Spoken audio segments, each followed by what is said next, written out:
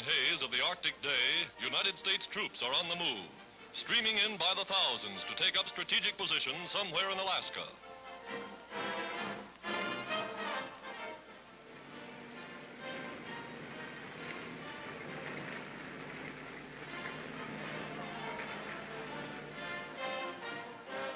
Battling nature high in mountain snows, gun crews take command of every pass and approach by land.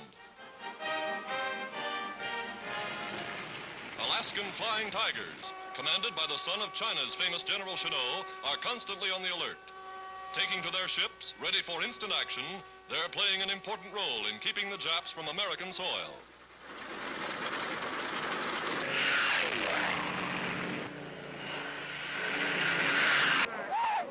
Mail call in this northern outpost is the soldier's biggest day. Letters from home for the men on guard in Alaska.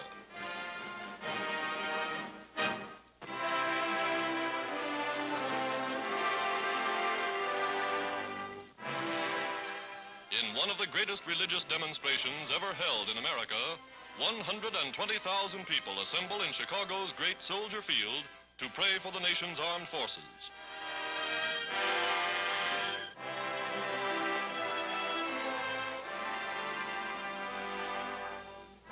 Before the shining altar of Christ, men and women of all faiths pledge allegiance anew to God and country as they ask for divine blessing upon the cause of the United Nations.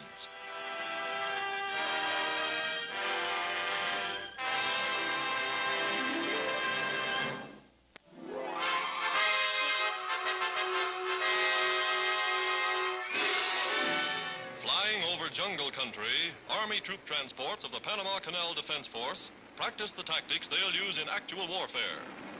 Paratroopers, as they call these modern infantrymen, perfecting the technique of attack from the air.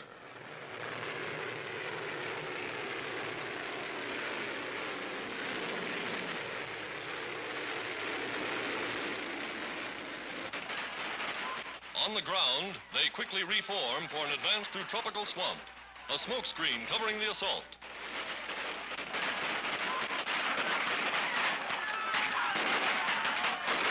United States Army, prepared for action on any front.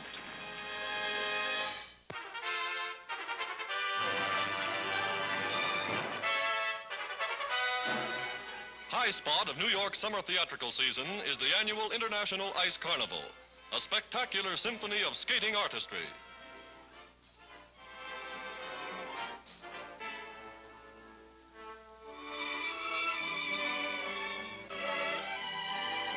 Climax of the pageant is the Parade of Champions.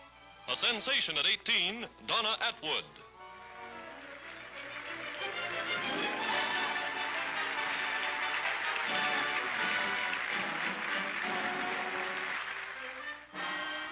Jackson and Lanham, in a duet they thought up all by themselves.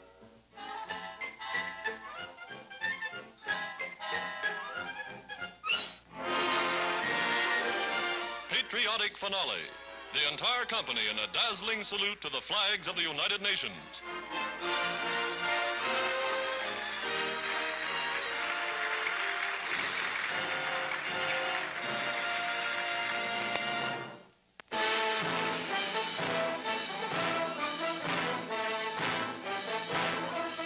Trains of troops and equipment moving by truck and by rail to a port of embarkation. First leg of the long journey to Australia. Giant ocean liners, now converted into grim gray transports, take aboard their wartime cargoes. Food, supplies, ammunition. Then come the soldiers. More soldiers going abroad since America entered the conflict than were sent overseas during the entire First World War.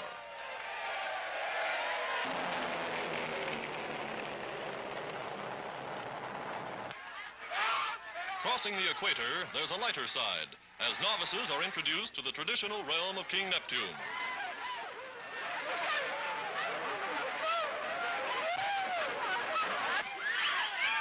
Boxing matches, helping relieve the monotony of long, weary days at sea.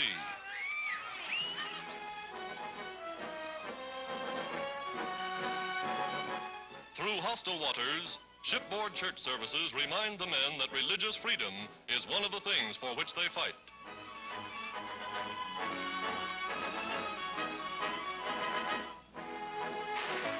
Bombers are on 24-hour watch.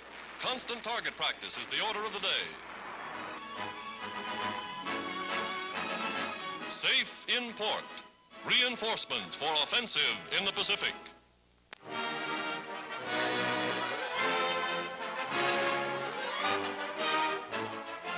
Brazil celebrates the 120th anniversary of her independence with a mobilization of manpower ready and determined to fight for that freedom. From the palace, President Getulio Vargas reviews the popular demonstration.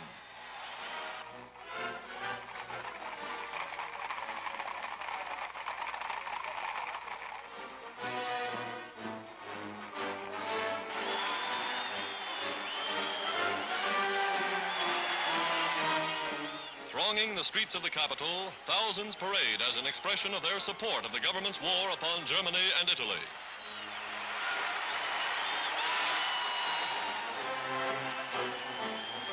Dramatic, too, is the gesture of Argentina's former president, General Justo. An old friend of President Vargas, he came to place his sword in the service of Brazil.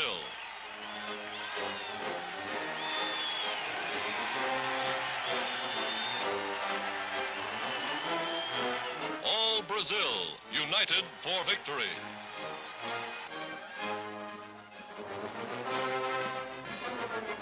Throughout Rio de Janeiro, piles of old scrap and junk appear in response to the government's appeal for vital war metals.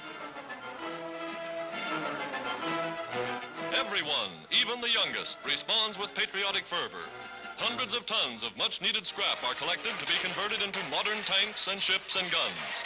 Guns for victory, for democracy and justice. In the United States, crack divisions of regular troops stage a spectacular review in honor of Brazil, their newest ally.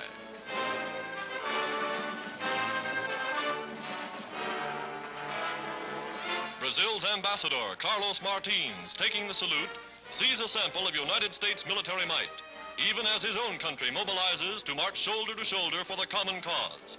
Here is symbolized the bond between two great American nations. Now, as in the last war, brothers in arms.